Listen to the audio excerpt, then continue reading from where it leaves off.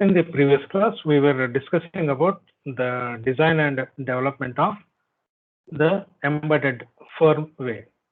So the design we have discussed, and we came across in the development environment, we have the languages which are used. Those are assembly level language, high level language, and mixed level languages. So here it is the assembly level language. We had an introduction part, and we end up with in yesterday's class how the assembler is going to perform the conversion from assembly level language to machine level language. So once again have the recap of that one. The conversion of this assembly language to machine language is carried out by a sequence of operations, and those operations are: the first conversion is from source file to object file. Then with the help of library file, the linker is going to be used, these object files and library files. Then the object file will be converted to hex file. So the sequential steps operations have these sequences. First thing is source file to object file translation, then library file creation and usage, then linker and locator. Means this linker is going to create its another absolute object file, then the object to hex file conversion. So what this one is, the source file to object file.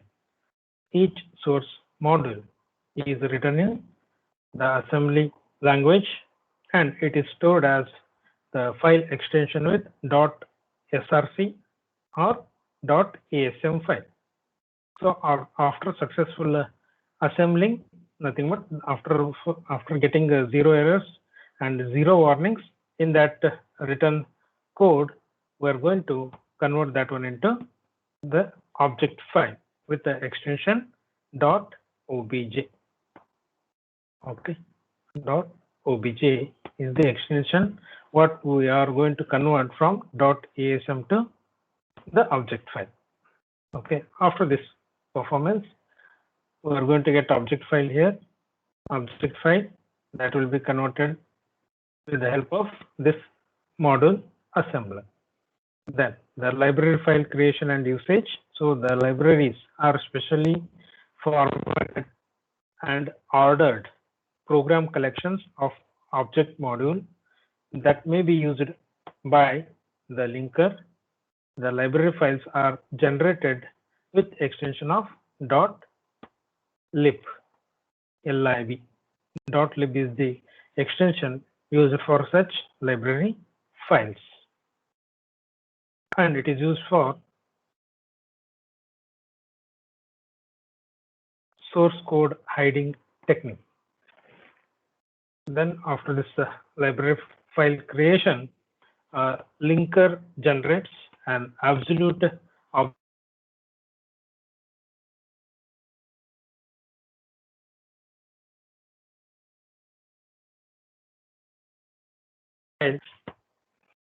which is because in the source file we have just included the file.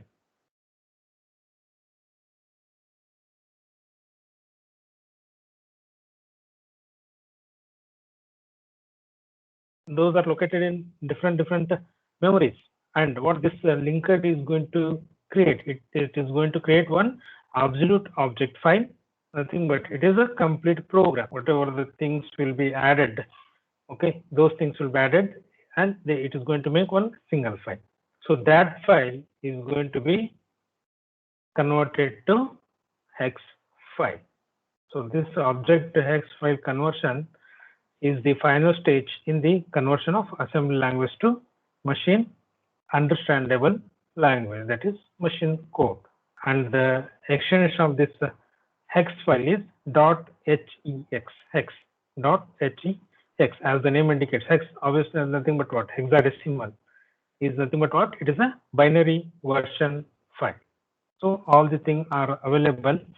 The complete program is there in the form of zeros and ones, nothing but machine language.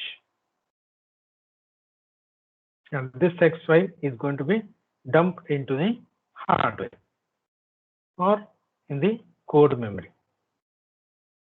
So this is about assembly language, and if we discuss about the advantages of this assembly language based development, here the memory optimization is going to be there, that is efficient code memory and data memory usage. So we are going to use that code memory efficiently as well as the data memory, and it is going to performance of this one is high, and it is a low level hardware access, means it is used for the low level hardware.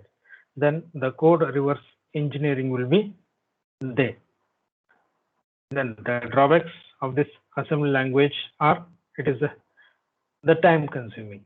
Obviously here it is written using opcodes and operands. So the codes, obviously each instruction is written in only one line.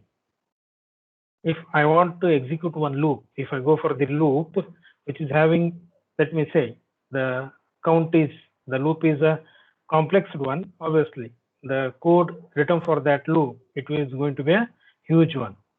So it is a time consuming while developing, high development time, and it is purely depend on developers. The coding of this assembly level language is purely depend on developers. Okay, and it is non-portable one. Non-portable means you can't transfer the code written for one device to another device, for one microprocessor to another microprocessor, one microcontroller to another microcontroller. Okay, it is not portable one, non-portable type of language it is. Then if we talk about high level language based development, the assembly language based programming is highly time consuming. As I said, if I go for the loops in the high level language, if I go for the for loop, so we are going to write all the things like initialization of a variable, the checking the condition of a variable, as well as the increment or decrement of the variable. Means the conditions of that loop, requirement of that loop will be mentioned in a single line. If I go for that one, we know we are with all these examples, that is for initialization, then condition check, then increment or decrement with the help of that syntax. And we are going to write the executable codes which are comes under that loop within that cover brackets. Okay, so that is a simple code what we can write in the high level language, but it is once again difficult, time consuming method in assembly level languages. Obviously it is going to take, we can't write all the instructions in a one line by line instruction we are going to write in the assembly level language. It is a time consuming, tedious, because we need to go on remembering the outputs. As it is indicated, it is a developer dependent. Okay, then it is requires skilled programmers. The assembly level language requires skilled programmers, because the developer only know which type of assembly language or which type of platform it is we are writing for the target device. It is a microcontroller or ARM controller or microprocessor, which type of platform, which type of target we are writing the code. So it is purely the skilled programmer can able to write the assembly level languages.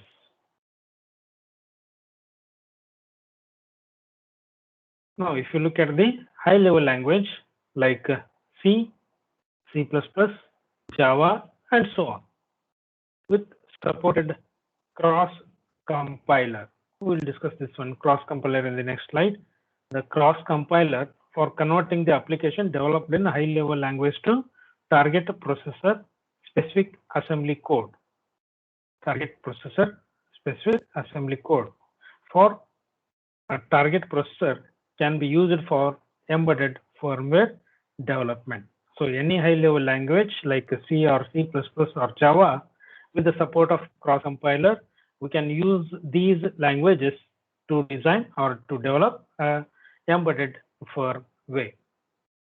So the most commonly used high-level language for embedded firmware application, it is C language.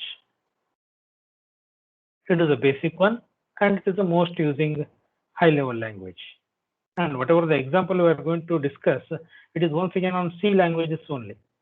If you go for the previous modeling technique in the sequential program model, there what we have discussed is once again the C language only we have discussed in the program modeling.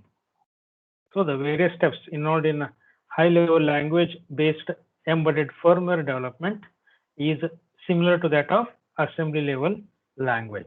Means the conversion from the source file to hex file, it remains same. Means we are going to convert that the respective source file. And here in the source file, in the high-level language, once again they are going to use same extension. If the C program, if it is a high-level language, it is used C, the source file is having the extension .c. For C++, the extension is .cpp. Okay. So here we are going to use the respective file source file extensions for the respective high-level language.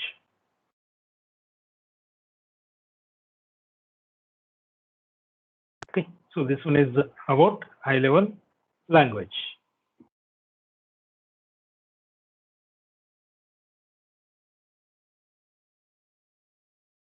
So the converter, which is going to perform the conversion from high-level language to assembly level machine level language, it is the compiler. Okay, compiler we are going to use, as well as the cross compiler. So cross compiler, it is for target processor. Okay, we will discuss that one. Okay, compiler and cross compiler in the next slide. So compilers are going to be used. There are two types. One is a normal compiler, that is simply compiler, and cross compiler for conversion from high level language to machine level language. Steps remain same.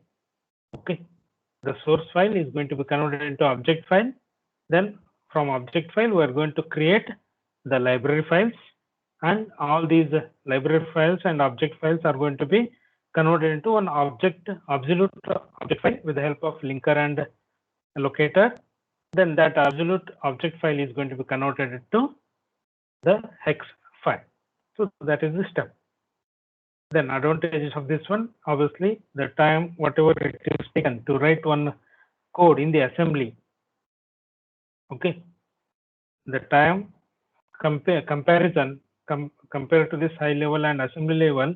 So this high level language is going to remove that drawback of assembly level language. Okay, so here it is going to reduce the development time, and it is a developer independent. So what are the drawbacks of this assembly level language? Those are the advantages of this high level language. It is not a time consuming one, and it is not a developer dependent.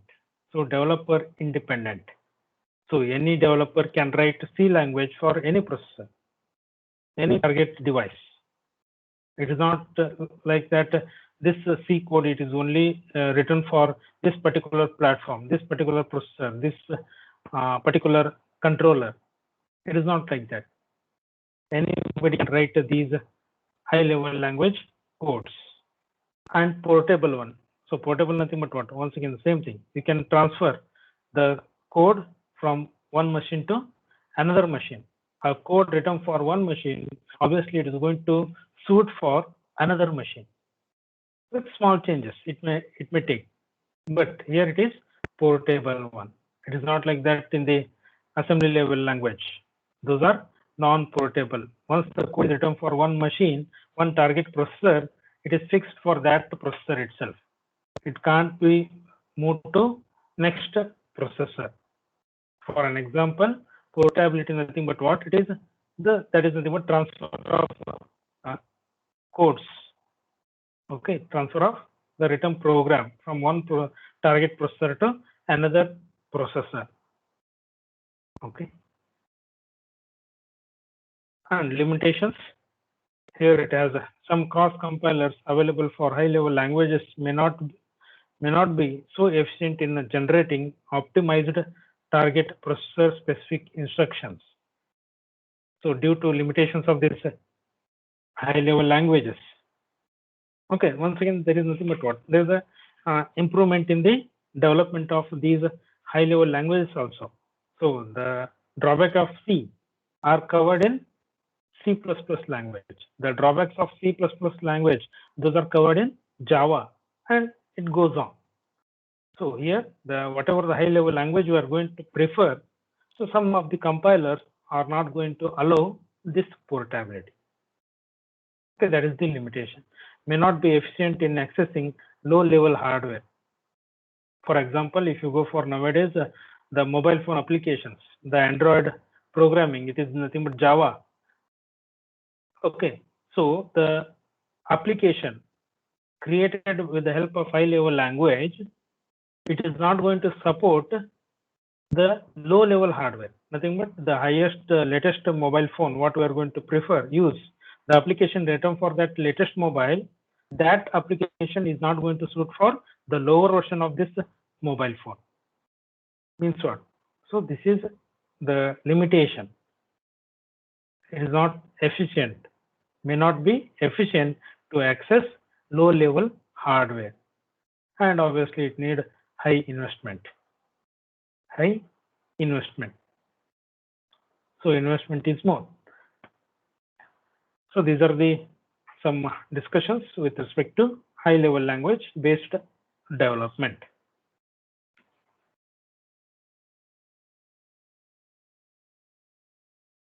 Next comes the mixing of these both languages, assembly and high-level language. How the mixing is going to happen? It is based on these three types of mixing. So we can write a unique code using assembly programming, or a program is written purely on high-level language, or this mixing language. So it is mixing of both assembly and high-level language. So here the mixing is going to happen like this. So here we may have the mixing assembly with high-level language. Mixing assembly with high-level language, or mixing high-level language with assembly. So in the C program, in the first one, in the C program, I can write the assembly level codes. I can to print something, or to move the data I equal to 0. Okay, because I know the I. What is this I? It is a register. Okay, it is a memory location. In the memory location, it is a register there.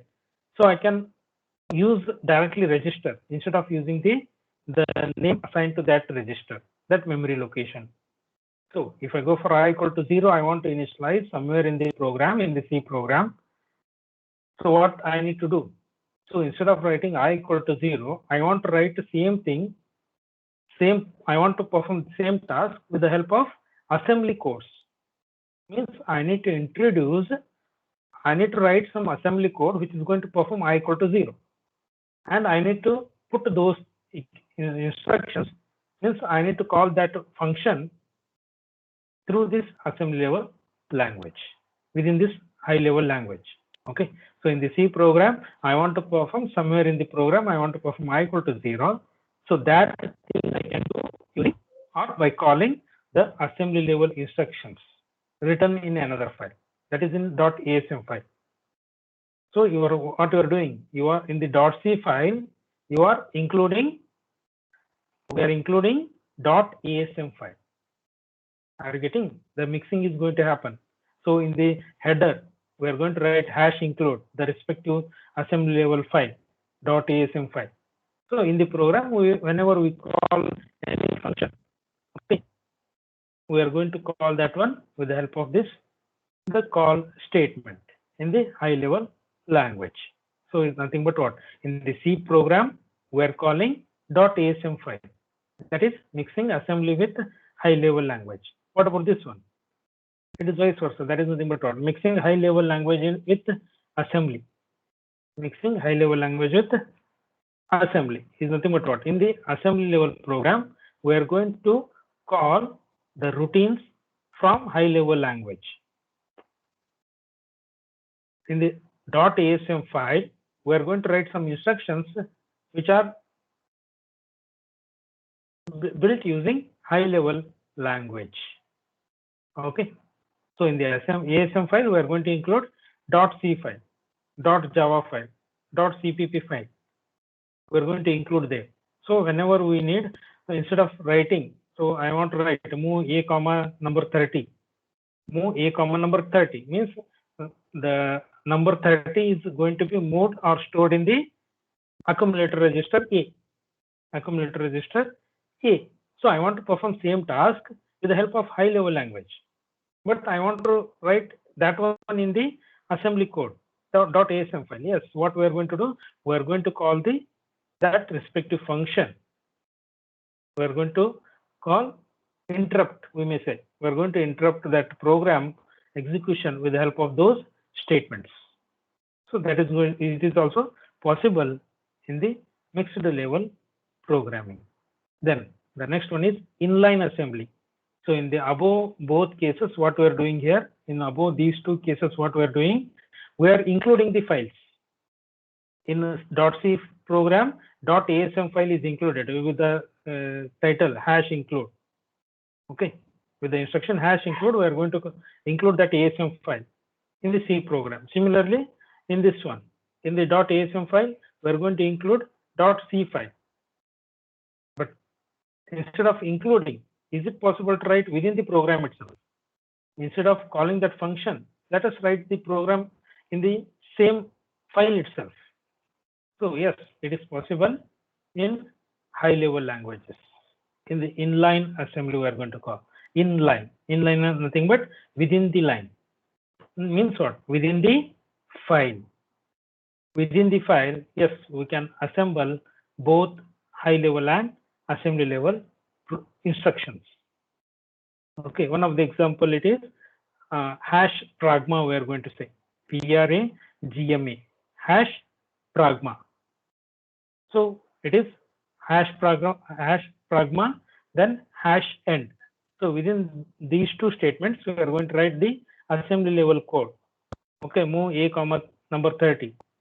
Okay, this #pragma, that instruction is going to add, it is going to assemble the inline codes. Okay, in the C program, if I use #pragma, so after that #pragma, whatever the code instruction it is written, it is purely on assembly level code.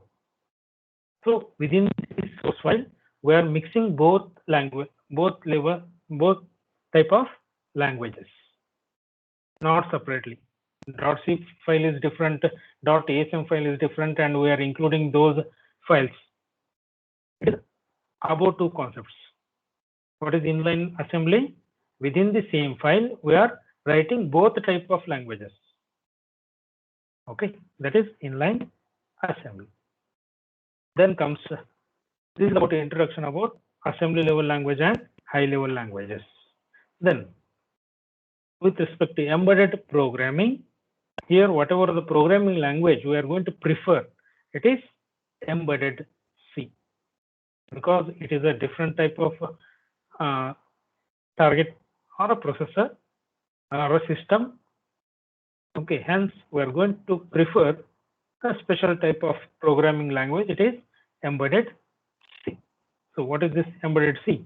Whenever the conventional C language and its extensions are used for programming an embedded system, that language is referred as embedded C. So there is no much difference between embedded C and the normal C language. We are going to use that conventional C language and its extensions. Yes, whatever the programming skills available for C, those things are used for creating one embedded system. For creating one embedded system. So that language is known as embedded C. So the programming in embedded C is quite different from the conventional desktop application development using C language for a particular OS platform. So for this conventional C, what we are going to do? We are going to write C programs in the particular OS operating system. It is a little bit different from that environment. So we need to use the platform, the IDE development environment we need to use for writing the embedded programs using embedded C.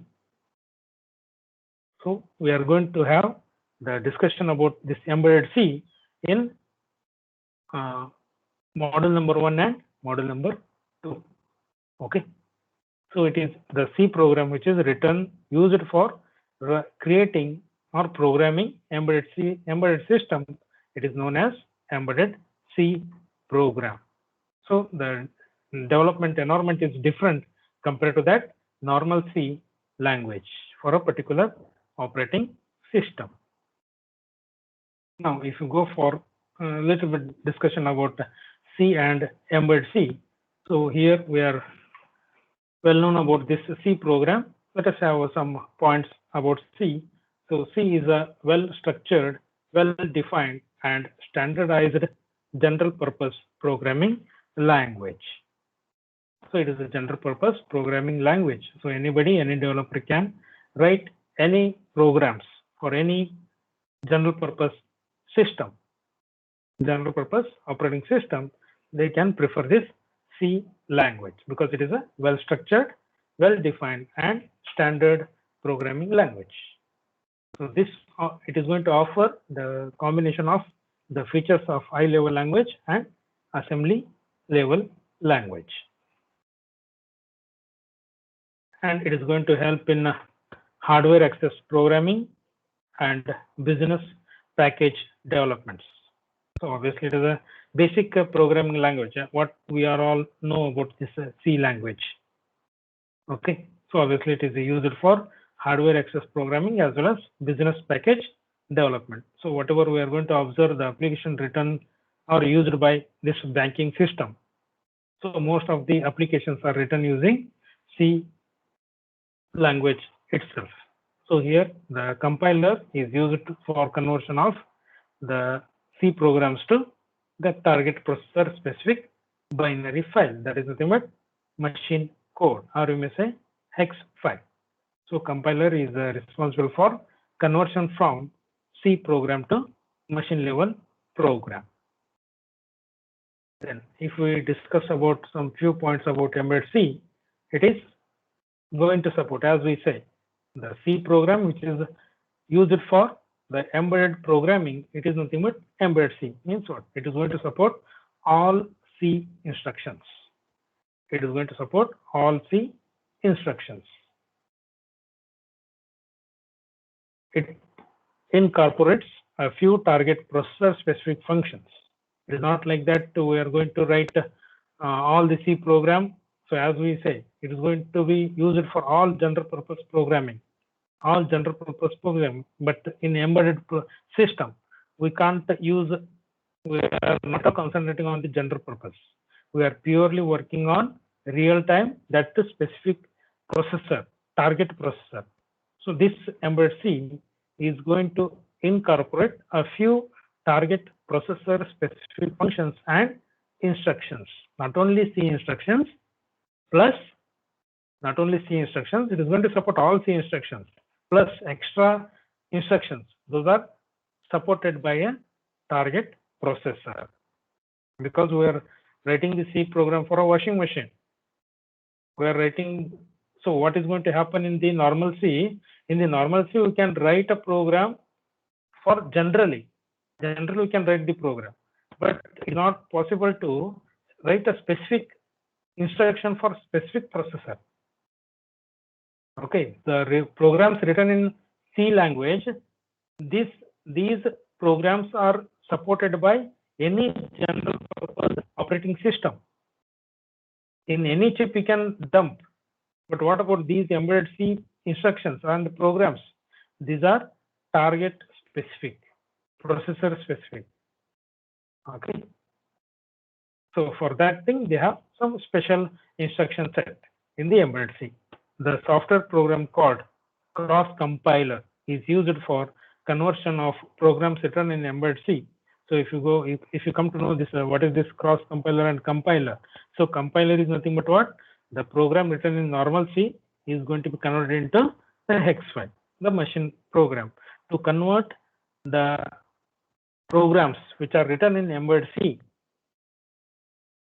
to machine level language, we are going to use a special type of compiler, that is cross compiler. As the name indicates, cross nothing but different types of processors. Okay, so is used for the conversion of programs written in embedded C to target processor.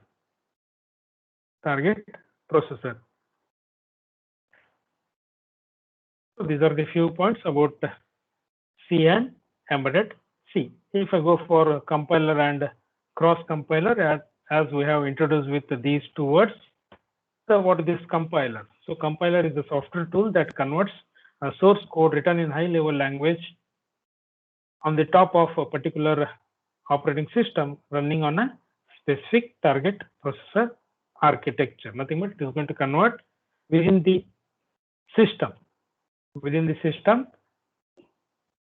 The compiler is going to perform conversion from high level to machine level language. Then the compiler programs and the application making use of source code run on the same target processor. So whatever the source code, it is converted, it has to be used on the same processor. So compilers are generally termed as native compilers. The native compiler generates machine code for the same machine on which it is running. So compiler are going to convert the high level language to machine level language, and this particular machine level language, whatever the code it is written, it is going to be used for same machine, not for another machine. So because of that thing, they are known as native compilers. What about these cross compilers? So cross compilers are the software tools used in cross-platform development application. Nothing but here we are going to talk about the different platforms. Okay, so those platforms, the program written for one platform, it is going to be converted from high level language to machine level language, and that machine level language is supported for the different processor, not for the same processor. For example, let me say the cross compiler, one of the example, it is the Android development software. So where you are writing the programs, you are writing the program on the Windows XP. You are writing the programs in your laptop or in your desktop. In your laptop or desktop, it is there. It may be Linux or it may be the Windows. ಯಾವುದೇ platform ಇರಲಿ, it is the operating system. Okay, but what about the operating system which is there in the mobile phone? It is different. It is embedded real-time RTOS program. RTOS it is real-time operating system. So whatever the laptop you are using is general purpose operating system. So the platform is different. Laptop platform is different. Mobile phone platform is different. But you are creating apps. You are creating programs. You are writing high-level language programs, and you are converting those things into machine-level programs. And those machine-level programs are going to be dumped in, not in the same platform, for different platforms. Nothing but the cross-platform development applications. So that is the cross compiler. So compilation is going to happen for cross platform sources, processors or controllers. So in cross platform development, the compiler running on a particular target processor, where the compiler is running on a particular target processor or OS converts the source code to machine code, what I discussed now. So the application written in the laptop or a mobile laptop or a desktop, it is going to be compiled for what? Not for that laptop or not for that desktop. It is compiling for mobile phone, another platform, for a target processor whose architecture and instruction set is different from the processor on which the compiler is running. So compiler is running, this cross compiler is running in the laptop platform, but the result is going to be useful for the target processor, not for the same processor. Okay, for a different processor. So that is the fashion of this cross platform and cross compiler. So this embedded system development in a typical example for a cross platform development. So whatever we are going to prefer in the embedded pro systems, they are going to use the development environment as the compilers. There we are going to use it in cross compilers. Okay.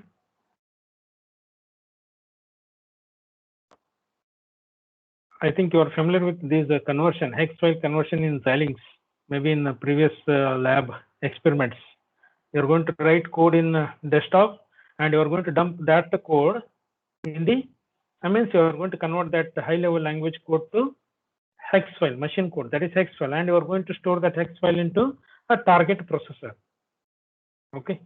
So maybe in VLSI or VHDL, you have done this process already. You are familiar with this process, but you don't know how it is going to happen and what is the technical issues where this action comes. So those are called as cross compilers and compilers. Okay, so whatever you are going to use in HDL lab or in VLSI lab, you are going to do what? With cross compiler environment. You are compiling the code not for that particular system where you are compiling. You are compiling that program for another system. Okay, another platform, different from that perspective. Okay, so that is, these are the things with respect to the comparison with the compiler and cross compiler and C and embedded C. So this is about model number 4. So in the model number 4, we had discussion about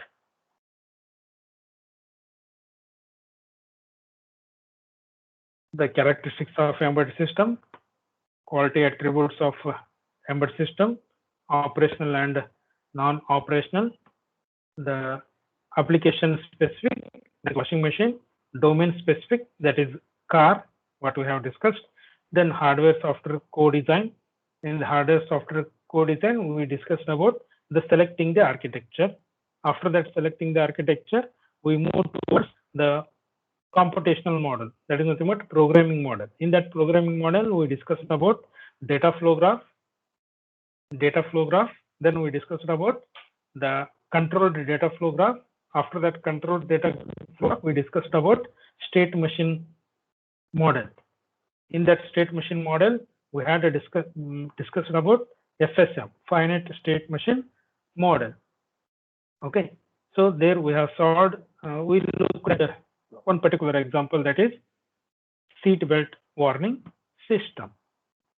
Then same thing, how we can develop a state machine for that example. Then we discussed about some more models like sequential model with the same example, then concurrent model with the same example. Then we move towards what is object oriented model. Okay, after object oriented model, we discussed about the program embedded firmware design. Then we discussed about the program embedded firmware development. Okay, so this is about model number 4.